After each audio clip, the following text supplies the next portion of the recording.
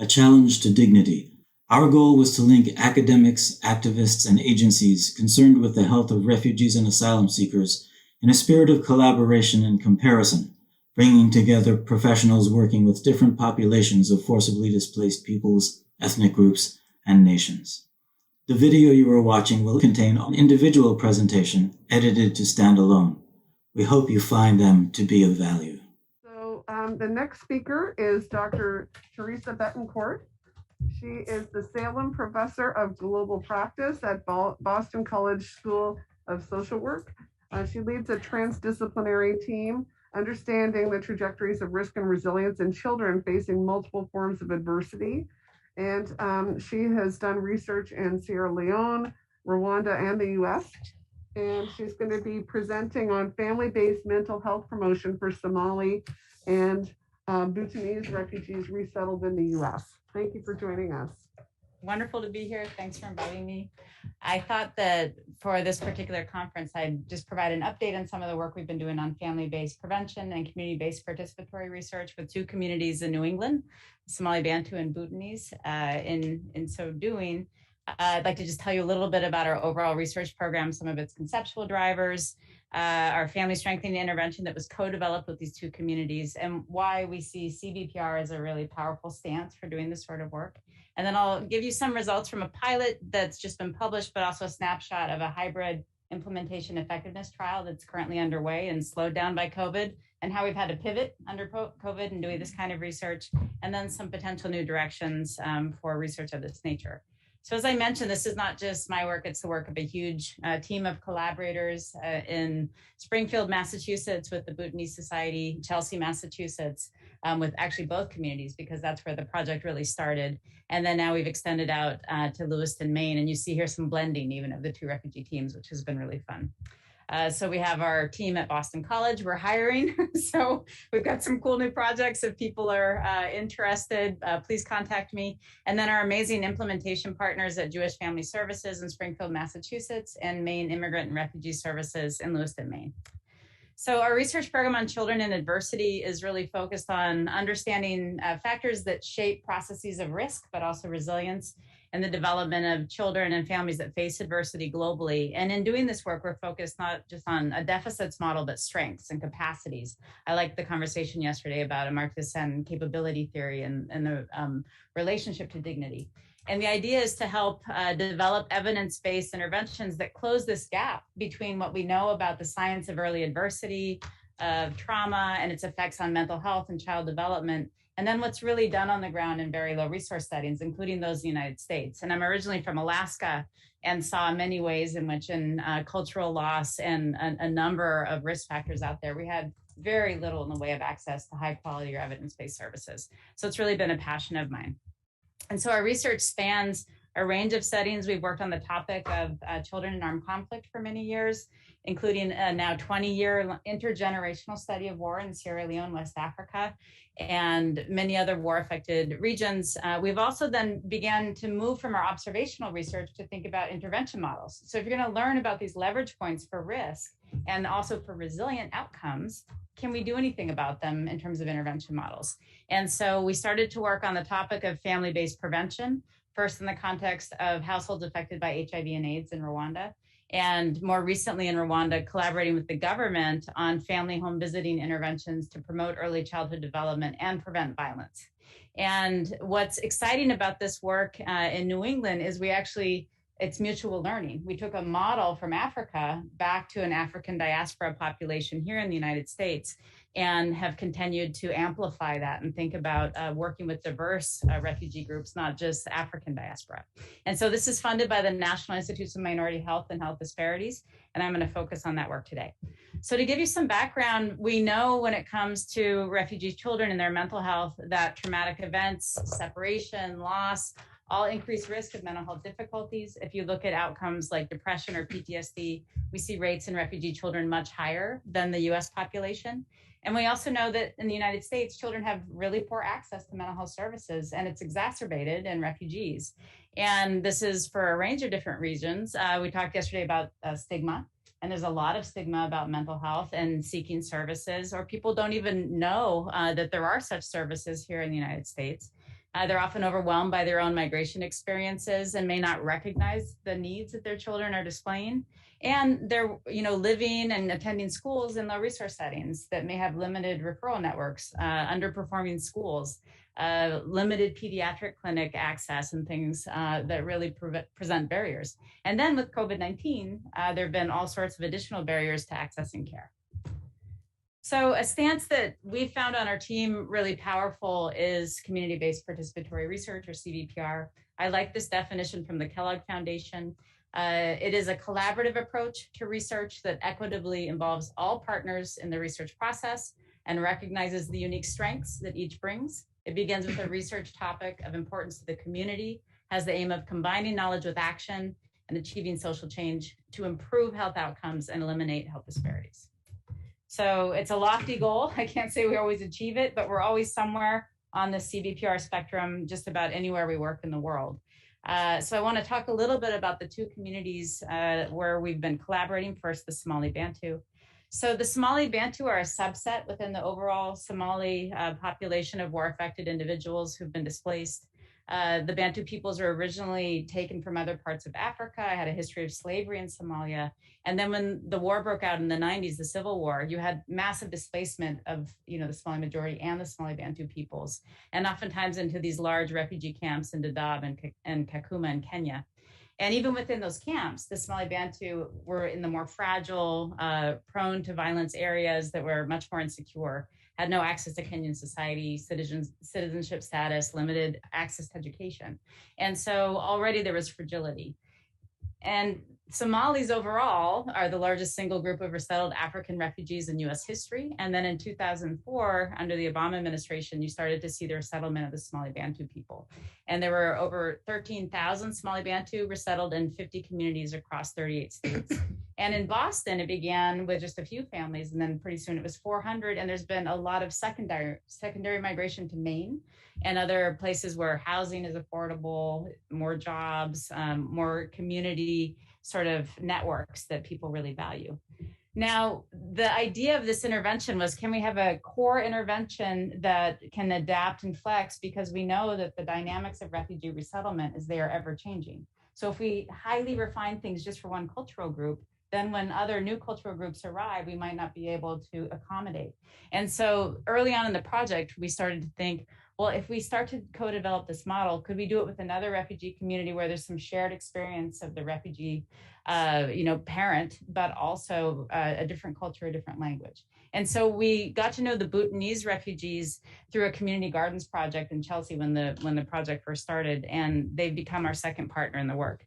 And people talk about Bhutan as the happiest kingdom on earth. You've probably heard that. Not so for the Nepali ethnic origin people, the Latamsa people, who were targeted by ethnic cleansing campaigns in the 90s, which eliminated their citizenship rights. They lost property rights and were displaced to refugee camps in Nepal. And like the Somali Bantu, spent over 20 years, generations growing up in those camps. Similarly, very limited access to work, to education, and living in very insecure situations in camps. So Bhutanese refugees in the United States began to resettle here in 2007, and there were nearly 100,000 Bhutanese resettled. And a very important aspect of the Bhutanese resettlement has been this very high rate of suicide. And this actually was the subject of a Centers for Disease Control report, trying to understand what was going on. And we see that the suicide rate in the Bhutanese is almost twice the US national average. And some of the research that's been done indicates that suicide may be connected with experiences of separation, integration difficulties, perceived lack of social support. So mental health issues are right there at the forefront. So the project actually began, as I mentioned, with the Somali Bantu, and this is back in 2004, 2005, when we were contacted by the Lynn Public School District just outside of Boston. And they had a lot of young Somali Bantu children coming into the school district.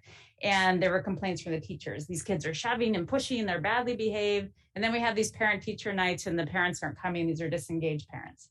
And so we went out and met with community leaders and started to talk with them about what might be going on. And as you can imagine, shoving, pushing to the front of the line to get things in a refugee camp is a survival skill. But now when it's art supplies in the classroom, it's a very different dynamic. And so there were just misunderstandings. The behavior was being labeled as problematic or even pathologized when it was a learned survival skill. And then we also learned that for the parents, to turn your children over to the teachers to be raised well is very respectful. So them not coming to parent teacher night and not being so, on the backs of the teachers was actually their view of being respectful, but it was misunderstood. So we did awareness raising, we met community liaisons, and Awais Hussein, who was one of our early partners, he and I wrote a seed grant to start to work together to understand some of the community needs and then think about, could we start doing some preventative interventions? And this has sort of grown over the years. This has been going on since 2005. So there's very little use of CBPR in mental health research, especially with refugees, but it's a really promising approach given these issues of stigma around mental health. And in using especially community-based research that starts with qualitative work, you can start to learn non-stigmatizing terms for communicating about mental health needs in children. But you can also learn about strengths that can be the active ingredients for intervention models. And this sort of virtuous cycle of a shared vision, a collaborative approach can have many different spin-offs too. With our assessment work, we were able to do a lot of advocacy in the communities. So the CBPR approach that we've really focused on, we would call it for refugees by refugees. We hire community health workers from the community and research assistants from the communities. We're training them to do data collection. And also when we think about intervention models, we're training non-specialists, which is why you've seen me ask a lot of questions about community health workers, state by state, and what are the policies for them to deliver an evidence-based service, especially behavioral health. And so when we start working in a community, we often are hosting outreach events, letting people know about the project so that it's not surprising when you're contacted to ask if you want to be in the study. We do a lot of awareness raising on topics that we might learn about along the way. And then we've set up community advisory boards in both communities. So we have an adult and a youth board, both in the Somali Bantu and the Bhutanese communities, and they've been with us every step of the process. So I mentioned qualitative work. I would say our research is very much mixed methods, that we very much value starting with the qualitative work from the ground up. How do people around here even think of things related to mental health in children? What are non-stigmatizing ways to talk about this? But also what are protective processes that help children do well despite challenges? And then we're using that data to select, adapt, or create our mental health measures, but also to inform our intervention models. We're validating measures wherever we can, and then coming back to implement the intervention using the most rigorous designs possible, including randomized controlled trials, implementation science models. So I mentioned implementation science, and this is really something our lab does a lot of work on, especially when you're going to be doing services research or thinking about scaling. You have to design for implementation. And very early on in intervention development, think about questions such as, well, who's going to deliver this? What will be the platform for reaching people? What's its fit to the ultimate service population, acceptability, feasibility in doing these sorts of models? And then lately, we've been explicitly testing strategies for quality improvement and for scaling and thinking about sustainment, which also means who's going to pay for this and coming from what resources. And then factors that mediate or moderate the impact as well as quality. And oftentimes in implementation science, this may mean hybrid design. So the bigger trial that's an R01 is a hybrid type 2. So it's implementation and effectiveness being tested at once. So if you're interested in any of the details on terminology, this is a publication from the American Journal of Public Health that our teams did together that talk about child mental health terminology in the two communities. And then I wanted to talk a little bit about the intervention model. Importantly, it comes from a widely accepted evidence-based practice called Family Talk, was developed by Dr. Bill Beardsley. He designed it from the beginning to be delivered by a wide range of providers. It's been used in Native American communities, Costa Rica, so it already had some flexibility culturally, but it's a family-based preventative model. And Bill's work was originally for the prevention of depression and the offspring of depressed caregivers. And so we adapted it to first to HIV and AIDS, to think about living well despite that adversity, and then to the refugee experience of families, flourishing, thriving, despite all of these changes in your life, especially coming to the United States. And so again, this is one of those ideas of mutual learning. We're taking that intervention back here to the United States. And so core components of the FSIR, as we call it, you've got the refugee family affected by past war trauma, loss, resettlement stressors, and then these risk factors that we learned about in our formative work, limited access to services overall, misunderstanding or misinformation about systems in the US, the educational system, social services, poor family communication, just not talking, especially as kids get older, not having a lot of knowledge about what's going on in their life or what it's like for them at school, and then intergenerational conflict. And we've seen even in the Somali Bantu families, sometimes the mother still speaks Mai, but the kid's been in school for several years, they're only speaking English and they can barely have conversations together. So the core intervention components are navigating formal and informal supports. So the formal systems, but also you have a home visitor from your community and they're helping you think about how do you problem solve within the people around here, your neighbors, the members of your community.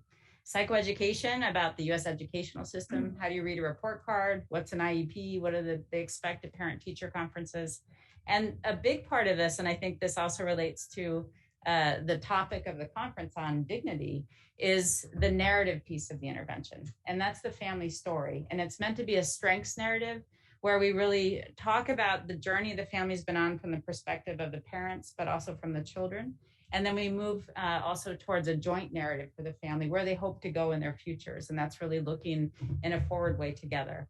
And then also a very important part of these models are developing parenting skills, just about routines, positive reinforcement, reducing use of harsh punishment. So that relates to the prior conversation on violence. And the idea is to improve the parent-child relationship and diminish the risk of mental health problems in children. So there are 10 modules. I won't go into all the detail. I sort of told you about its strengths-based orientation. The protective resources we learned in our formative work are very important as active ingredients for promoting mental health in kids. And there's a manualized protocol. It's weekly meetings between the home visitor who comes from the community, speaks the language, and they have separate sessions at first with the adults assessing the family situation and strengths, and then from the perspective of children, both talking about the family narrative. And then two major components are telling that story, and I'll show you a picture of one. And then the family meeting, which is coming together to talk about what have been the challenges everyone's facing, how they've addressed them, and where they want to go as a family. And these family meetings are practices a lot of families go on to continue. So here's one Bhutanese family's example of their narrative. And the idea of the home visitor is not to retell horrible traumatic events, but really to talk about when you went through those times, what were the things that got you through? What are the unique strengths about you and your family that you've realized? And to really focus on those for intervention discussions. So I'm going to show you briefly a recently published set of results from our pilot, which involved 80 families. So talk about small sample size, but a lot of individuals. And they all had a school-age child, 7 to 17. And this was done both in Springfield, Massachusetts, as well as Lewiston, Maine. We published this in the Journal of Adolescent Health if you're interested in some of the results. And so you see randomization. We assessed families at 2 time points. You had half the sample in the family strengthening intervention, half just getting the usual social services. And we used the CABs at every stage to talk about how you talk about randomization in the community, if we hit barriers to implementation, to get feedback from the CAB. And then we were refining the intervention as we go. So you see here some of the results, and this is a teeny sample, but we did see pre to post a reduction in traumatic stress reactions as reported by children. Caregivers reporting fewer depression symptoms in their kids. Conduct problem, sort of went both ways. For the Bhutanese, they improved. For the Somali Bantu, less so. In fact, we saw better rates in the care as usual group. So that's got to be examined in a bigger sample for sure. But we did see in the Bhutanese families reduced family arguing, very high rates of feasibility and acceptability when you ask people about being in the intervention. So the next phase, as I mentioned, is a hybrid trial, a bigger sample size, 3 time points, pre, post, and 6 months follow-up with all of the participatory processes. But what we're also now testing are strategies for quality improvement. So we have 2 different agency configurations. We have one agency where we're taking their existing community health workers. They do other things. And so we're also on the top of that, having them do this home visiting intervention.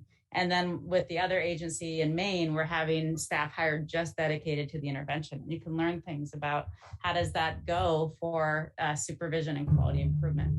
And Greg Ahrens, who's here at UCSD, who I'll see later today, has been a big influence on our work. His EPIS model of implementation science has been extremely valuable, where we're looking at all the different stages of intervention development, from exploration of fit to preparation for implementation, actual implementation processes, and then thinking about sustainment. And in doing this, we have to consider the outer context characteristics, such as the ecosystem of the services environment, the targeted different agencies that are out there, the financing mechanisms, and then the inner context, such as the agency level factors like leadership, organizational characteristics, the intervention itself and its different characteristics, and then bridging factors like community academic partnerships. We also use plan, do, study, act cycles, which come from implementation science. So as we're implementing, if we find a challenge, we come up with a plan to address it. We implement that plan, and then we study how that targeted plan affected the barrier or not. This can then be passed on across sites. And it's a quality improvement cycle that's been very useful under COVID-19. You can imagine there were all sorts of challenges with remote access. Somali Bantu, sometimes you have multiple households that were combining in different ways. A lot of disability and alcohol problems in the Bhutanese that weren't well addressed with the services environment. Fidelity monitoring is another part of implementation science that's so important. If we're going to train lay specialists, non-specialists to do this intervention, we must ensure that it's high quality and we do no harm. And we actually think it's adequate that a home visitor from the community can deliver the evidence-based intervention. And so one thing we did, you've got your usual training and supervision, but because we had a seed team of experts who were from the culture, spoke the language, we actually got permission from families for the home visitor to say, look, I'm new to this, I'm learning it. With your permission, I'd like to record myself doing the intervention. And then my supervisor who speaks my language is from our culture is gonna give me feedback on how I'm doing. And in that way, we could improve the practice. And recording is always sensitive in refugee communities, but because it was orientated towards improving practice, it actually was pretty acceptable. And then a lot of weekly group supervision at both levels. So I'm not gonna be able, because of limited time, to go into a lot of detail. We're midway in this trial anyway, but you can see we've got a much bigger sample size in Bhutanese families and Somali Bantu, but very big differences in household size. Somali Bantu, 6.9 family members on average, Bhutanese, 4.7. And citizenship, we talked about that and how that can contribute to anxiety and other mental health problems. Very low in the Bhutanese community, only 10%, whereas 89% of the Somali Bantu have citizenship. And very low access, 53% of Bhutanese haven't had access to education, 31% of the Somali Bantu community, and that's a lot of the females, as well as very limited English in both communities, and much more on the Bhutanese side, or sorry, on the Somali Bantu side. So I'm gonna just show you a little bit of qual process data before I wrap up. We did exit interviews in the pilot with people who'd gone through the intervention, as well as the providers. And when it came to acceptability and feasibility, we saw, the flexibility of scheduling being so important. That's what home visiting can do instead of expecting people to show to a clinic. But this family narrative really needs a lot of attention and training and supervision so that people do it in a way that focuses on the strengths. And so you see here this 12-year-old Somali girl. My favorite part was when we talk about my grandparents and stuff. My mom never talked about them before. I like to know about them. But this Somali Bantu mother, I didn't feel comfortable in talking about what happened in the past in Somalia and the refugee camp. Life wasn't easy for me and my family. And then, another very important part of acceptability was having an interventionist who knows the culture and speaks the language. And so as a Somali Bantu mother said, I don't see anyone else in the community that would be able to do that job. We understand each other. Impact on participants, family communication improved, spending time together as a family was a very important outcome for a lot of families that just hadn't really problem solved on that. And also relationships between caregivers, we saw improvements. And so this Bhutanese mother talks about, we learned that we should not avoid children. Now we understand that we should talk to each other, ask about how the other person is doing, who he's with, where he's going. We still share things between mother and son. We now know what's happening in each other's lives. Or the Somali Bantu girl, just to talk with my family was the best. I never talked with my parents like that. Now, when it comes to improving the intervention, as you can imagine, when you talk to communities, they say, we need tangible skills too. Thanks for the home visiting, it's helpful, we do appreciate it, but we need actual help, like services like English classes, a youth group for girls and boys, parent groups, money saving programs. Or as this Bhutanese boy said, group services like a women's group, men's group, youth groups, couples groups to help all members in the community. So there was a real desire to move not just from the family focus, but to the broader community focus. And that's the importance of the embeddedness within agencies. So I'm almost out of time, so I won't be able to go into great detail about all of the COVID-19 dynamics we experienced in trying to do this trial. But we did add items in the assessment on the impact of COVID-19. Hopefully we'll be able to present those in the future. We adapted one of the modules on health promotion to talk about the challenges of navigating under COVID-19, both for mental and physical well-being and health promotion. So we did some community outreach events, and each community has different platforms. Facebook Live is used by the Bhutanese, not so the Somali Bantu. That's WhatsApp. So we did those psycho-eds on different platforms. And then the digital actually was something we thought a lot about under COVID-19. It became really hard to do a home visit over the phone, especially when you've got 6.9 kids on average running around. And so we had to think about how can we engage families if no one can go to the house?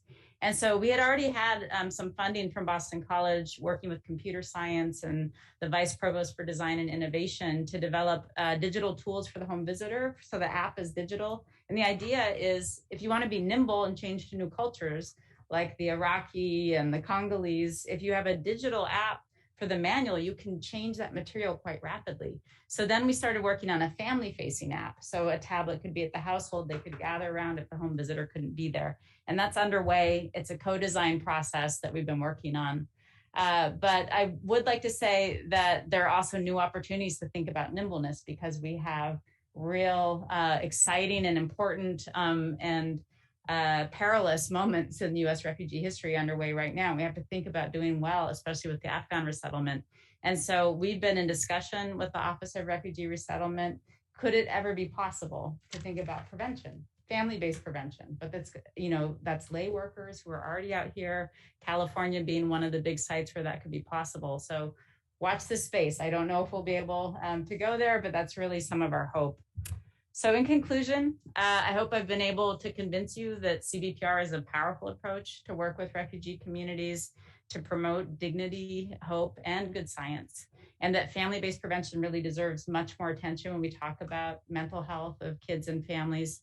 Collaborative research and community engagement is critical to strong implementation, but also innovation. That's how you come up with the best ideas. And you learn from, having to innovate. And there's mutual learning from very low resource settings that can be very valuable here in the United States. And then, when we're designing interventions, think about scale and implementation science. What's it going to take to get to greater reach, access, and sustainment and quality? And that has a huge role to play in extending evidence-based services of all different types. So with that, I'll wrap up and thank you. Thank you very much, Dr. Bettencourt. We have a lot of people that want to get into the discussion, which is great. I think it's really a very hopeful note to be able to go beyond the description of issues and context and trauma to some intervention research. And so I think that it's a good place to start. So we have one question from the room, and then we have a couple of people who want to ask questions live. So we'll go back to the chat. So go ahead. Yeah, thank you so much. There's so many levels on which this is interesting and a million questions I'd like to ask, but just to go with one for now. I was curious, it's always exciting to see CBPR, and like you said, it's really complicated to sort of fully implement that. And I was curious if there were sort of particular places at which communities did help shape the research questions, or sort of what were the interests coming out of the community in terms of this research and all the different stages? Yeah, no, it's a really important question because it's constant negotiation and you're coming, with your positionality and your interest, and then communities are coming with what they're facing. And so I guess what's nice about CBPR and this kind of work is that there are different phases where data is generated that everyone can use. Everyone kind of owns the data. And so that first American Journal of Public Health paper, which really to talk about mental health in kids, we don't use that word. So we start with these free list exercises. What are the problems of kids, or you can say refugee kids, if that's what you're trying to get more specificity around here. And you just let all the problems come and you tally them. And what was great about that is then we got a list, and sort of priority areas from the perspective of adults and children by the two communities of topics of great importance. And so everyone could then own that data. And so in terms of, we had joined together around mental health because of the Somali Bantu behavioral, complaints in the schools. So the mental health, that sort of shared topic was of interest. And for the Bhutanese, the high suicide rate. So, that helped to shape that research question. But what was neat about those community tallies is there were so many other things like lack of moral guidance or a madrasa in Chelsea, where people wanted to advocate for that and beginning to think about what the Bhutanese unmet needs around problem drinking or bullying in school. And now they could go, and we actually had an event at City Hall in Chelsea where we distributed those findings. We had a report, we had the mayor come, and we talked about the city of Chelsea and the needs of refugee communities, and the refugee staff were the ones presenting. And so I think what's nice about CBPR, if you take that stance of everyone has a role to play, has a stake in this, and has access to these data, and you're using those sorts of data analytic techniques that are pretty simple, like a tally, done by community members, there's a lot of rich data that's generated and can be useful. Another thing that spun off was a girls group out in Chelsea, where the girls were just saying, we don't have anyone in our community who's gone to college, and we need a space after school to take our academics seriously. And now we just had a guest speaker last year, Hawa, who was one of our girls group participants when she was young, and now she went full ride to Brandeis. That was amazing for us. So, those kind of, I think if you do CBPR in this way, you can have spin-off projects that everybody feels really invested in. Super. Okay, we've got a question from Dr. Peter Ventevogel, who can turn on his camera. Yes. Hi, thank you, Theresa. Thank you for the great presentation. Maybe we can't hear your voice yet. Hang on. You cannot hear me? Okay. Can you try speaking? We'll see if we can hear you. Attendees can Yeah, hear. can you hear me now? Oh, we can. Okay, go ahead then. We can't in the room, but attendees Oh, can hear online. attendees can hear, but we can't hear in the room. So Yeah. maybe I'm going to have to read your question then. Yes, so, that's fine. Because otherwise the speaker won't be able to hear you. So he says, great work of the group of Dr. Betancourt with an exemplary qualitative and quantitative research and active involvement model of working with non-specialists to deliver mental health interventions is well established in lower and middle income countries, but is often more difficult to realize in higher income countries with restrictions. How did you navigate those barriers? Well, it's nice to see you, Peter. It's been a while since we've been able to all see anyone in person. I can't say, that's why I keep asking these questions about community health workers. I can't say we have successfully found sustainment and the mechanism beyond one-off project funds, or even in talking to ORR about what will happen for the Afghan resettlement.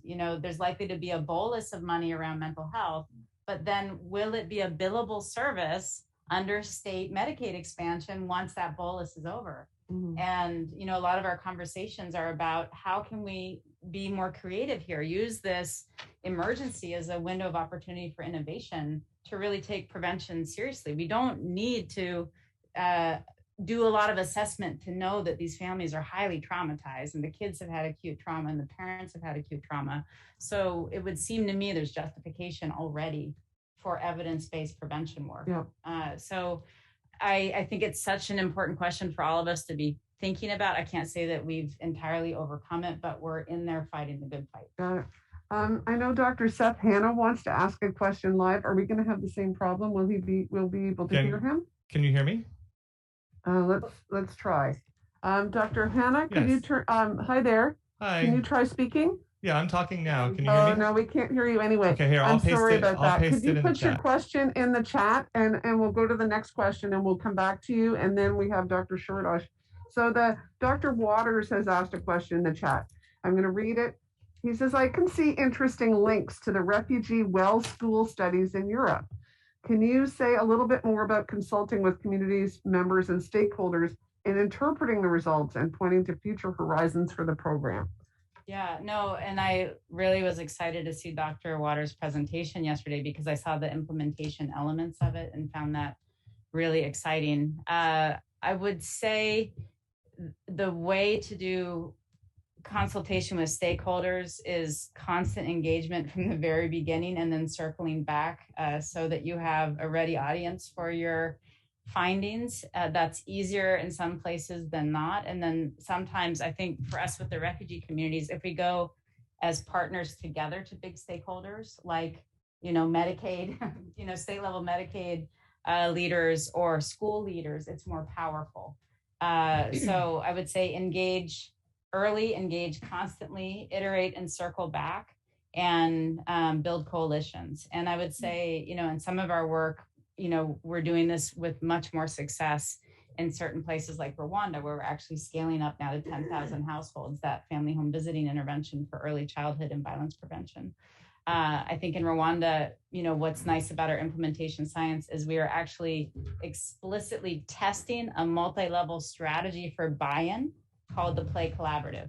And in the Play Collaborative, we have meetings, at the national level, at the district, at the sector, at the cell and village level about doing this intervention. And that's a real explicit strategy for buy-in. We haven't, with this refugee project, had the resources to do that kind of work, but I think those kind of models are very powerful. Excellent. Okay, so Dr. Hanna has his question in the chat. I apologize, but I'm going to read it for him. I have a question about the implementation aspect of your presentation. How did you define usual care? How did you implement your intervention alongside existing programming? How clean was the separation between the two groups? Yeah, I would say it's a challenge because usual care is in the United States is a lot of different things. And it wouldn't be ethical to say we're going to have a no care group. So to layer in family strengthening on top of usual care, then you're looking at trying to isolate the effects of the additional family strengthening.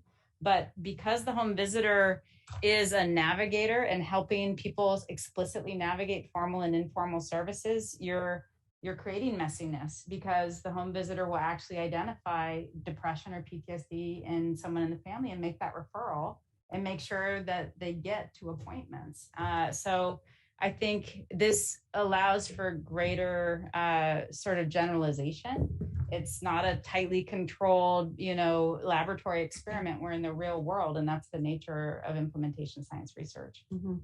Okay, and our parting conclusion question and comments to Dr. Shordosh. Thank you. Theresa, this is a very amazing and complex project. And in one sense, it's a mental health intervention. In another sense, it's a research enterprise. In yet another sense, it's imparting skills to people. And in yet a fourth sense, it's a means of acculturation.